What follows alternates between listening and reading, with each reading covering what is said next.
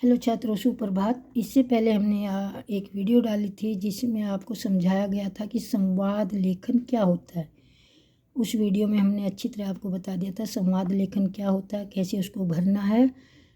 तो उस वीडियो को देखकर एक और संवाद लेखन मैंने आपके लिए अभ्यास में दिया है और इस संवाद लेखन को आपने खुद पूरा करना है।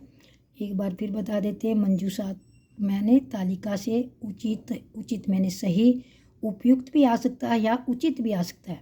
पदानी मैंने सब, चितवा मैंने छाँट कर, घरीतवा भी आ सकता है, चितवा भी लिख सकते हैं।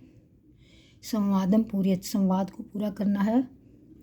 एक बार मैं मीनिंग बता देती हूँ आपको, बट करना आपको स्वयं है। ये जवरेण होता है बेटा बुखार से, मातुल से मामा के, कृष्णा नगरी एक जगह का नाम है, विद्यालय मैंने विद्यालय, गच्छी मैंने जा रहे हो, विद्यालय मैंने विद्यालय, विद्यालय 2 बार आ चुका है, कुत्र मैंने कहाँ, और आगमिष्यसि मैंने आओगे।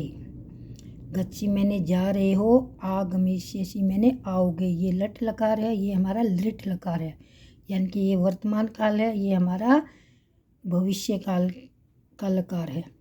तो इन शब्दों को देखकर बेटा हमने संवाद को पूरा करना है।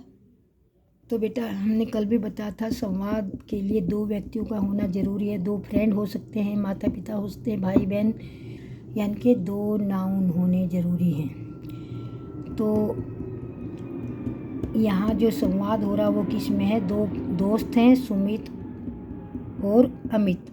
सुमित और अमित के बीच में संवाद हो रहा है। मैं थोड़ा हिंदी अनुवाद आपको बता देती हूँ, उसके बाद आप खुद इस डायलॉग को पूरा करेंगे। ऊपर एक बार फिर मैं बताती हूँ। जवरण मैंने बुखार से, मातुल से मैंने मामा का, कृष्णा नगरी जगह का नाम है, विद्यालयम विद्यालय, गच्छी जा रहे हो, विद्यालयम, कुत्र मैंने कहाँ, और आगमिष्यसि मैंने आओगे। तो सुमित कह रहा है अपने दोस्त अमित को, सुमित और अमित के बीच में डायलॉग, ये संवाद है आपका। तो यहाँ बेटा सुमित और अमित के बीच में संवाद लेखन है। सुमित कहता है तो हम हाय मैंने ये है और ये आधा ये होता है हाय, और ये विसर्ग। इसका मतलब होता है बेटा बीता हुआ कल, येस्टरडे। तुम कल डैश किमर्थम नागच्छत, तुम कल नहीं आए। तो सुमित क्या कहेगा, कहाँ आने के लिए कह रहा है? आपको पता होना चाहिए। जब 2 दोस्त मिलते हैं और एक दोस्त स्कूल में नहीं आए तो उसको यही पूछेगा ना, तुम स्कूल क्यों नहीं आए। अगर आपको यहाँ समझ नहीं आ रहा तो आगे वाली लाइन पढ़िए। अमित कह रहा है अहम डैश पीड़ित आसित, मैं बुखार से पीड़ित था, और बुखार से पीड़ित होने के कारण वो विद्यालय नहीं जा सका। तो इसलिए पहले वाले में आएगा विद्यालयम और दूसरे में आ जाएगा आपका जवरेण। आप खुद भरेंगे बेटा इसको। अतः अहम विद्यालयम आगंतुम असमर्थ आसीत, इसलिए मैं विद्यालय आने में असमर्थ था। अगर आपको वहाँ भी नहीं समझ आ रहा तो नीचे पता लग गया, क्योंकि वो ये कह रहा है मैं विद्यालय आने के लिए आने में असमर्थ था। तो वो विद्यालय के लिए पूछ रहा है, तुम विद्यालय क्यों नहीं आए? विद्यालय क्यों नहीं आए? जवर से पीड़ित था, इसलिए मैं विद्यालय नहीं आए। तो डायलॉग को पूरा करने के लिए, संवाद को पूरा करने के लिए बेटा एक बार पहले उसकी सारी तालिका में, मंजूषा में जो शब्द दिए हुए हैं पहले उनको पढ़ो, और फिर एक बार इस पर पूरे संवाद पर नज़र डाल लेनी है, पढ़ लेना है। संस्कृत का पेपर बेटा बहुत कम समय में पूरा हो जाता है, उसको पढ़ना ज़रूरी होता है। पढ़ोगे तो अपने आप समझ में आ जाएगा। तो आगे कह रहा, सुमित कह रहा फिर उससे, अधुना त्वम कुत्र, अब तुम कहाँ में क्या होगा बेटा? यहाँ अभी मैंने कहा था जा रहे हो, तो पूछेगा, वो पूछ रहा है अधुना त्वम कुत्र गच्छसि, अब तुम कहाँ जा रहे हो? अमित कहता है अहम स्व मैंने होता बेटा अपने, मम भी आ सकता था यहाँ पर, सौ सौ सबके लिए आता है, और अहम मम जो आता है अहम के लिए आता है। अहम 100 ग्राम गच्छी, मैं अपने किसके, मातुल से, मातुल मैंने बताया था ना, मैं अपने मामा के घर जा रहा हूँ, यहाँ आ जाएगा मातुल से। फिर सुमित कह रहा है तो मातुल से घरम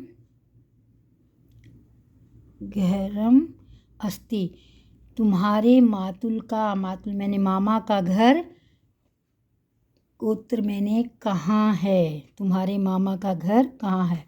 अब अमित कह रहा मम मातुल से घरम अस्ति, मेरे मामा का घर है। तो बेटा मामा का घर जहाँ है उस जगह का नाम वो बताएगा। तो यहाँ एक जगह दे रखी है आपको, कृष्णा नगरे, मेरे मामा का घर कृष्णा नगर में है। सुमित आगे कहता है किम त्वम स्वयं विद्यालय, क्या कल तुम विद्यालय आओगे। जनरल सी बात है, जब पूछ रहा है तो क्या तुम कल विद्यालय में क्या करोगे, आओगे यही पूछेगा ना। तो आओगे का हो जाएगा आपका आगमिष्यसि, ये लट लकार का शब्द है इसलिए इसके साथ शेषी लगा है।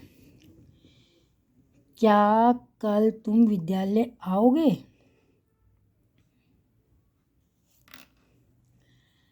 तो अमित कहता है नहीं, संस्कृत में नहीं को या तो न लिखते हैं या नहीं ऐसे लिखते हैं,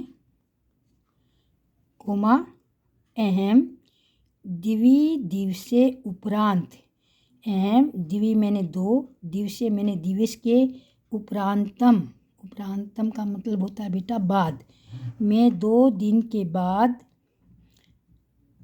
आगमिष्यामि आऊँगा, कहाँ आएगा 2 दिन के बाद, विद्यालय। तो यहाँ आ जाएगा आपका विद्यालय। तो बेटा ये आपका जो है मैंने अभ्यास के लिए दिया है और मैंने इसको अच्छी तरह समझा भी दिया है। एक बार बेटा मैं फिर कह रही हूँ, संवाद लेखन या संस्कृत का कोई भी क्वेश्चन पेपर में आपको करना है, सबसे पहले क्वेश्चन को अच्छी तरह पढ़ो, प्रश्न पत्र को अच्छी तरह पढ़िए। तालिका दी हुई होती है, तालिका को पढ़ो, नीचे पढ़ो। बहुत सारे शब्द ऐसे हैं कि आपको पढ़ने मात्र से ही पता लग जाएगा कि यहाँ क्या आएगा। अगर 4-5 शब्द आपको डायरेक्ट आ रहे हैं, समझ आ रहे हैं, तो फिर तो अपने आप ही पूरे का पूरा डायलॉग आप पूरा कर दोगे। तो अगर इस प्रकार आप अभ्यास करेंगे, तरीके से पढ़ेंगे, आराम से पेपर करेंगे। मैं बार बार कह रही हूँ बेटा, संस्कृत का पेपर लेंथी होता है, पर संस्कृत का पेपर ऐसा होता है उसके आंसर भी उसी में होते हैं, उसके सारे के सारे आंसर क्वेश्चन में छिपे हुए होते हैं। तो ध्यान से अच्छी तरह पढ़ोगे तो आपके संस्कृत एक ऐसा सब्जेक्ट होता है जिसमें कम मेहनत में आप बहुत ज़्यादा मार्क्स अंक ला सकते हैं। थोड़ी सी मेहनत से बहुत ज़्यादा अंक आपके आ जाते हैं। तो इस तरह से आप एक एक क्वेश्चन की तैयारी करेंगे। पीछे मैंने आपको प्रत्यय समझाए थे संस्कृत के, और भी कई टॉपिक मैंने समझा रखे हैं बेटा, और कई क्वेश्चन समझा रखे जो आपके परीक्षा की दृष्टि से महत्वपूर्ण हैं।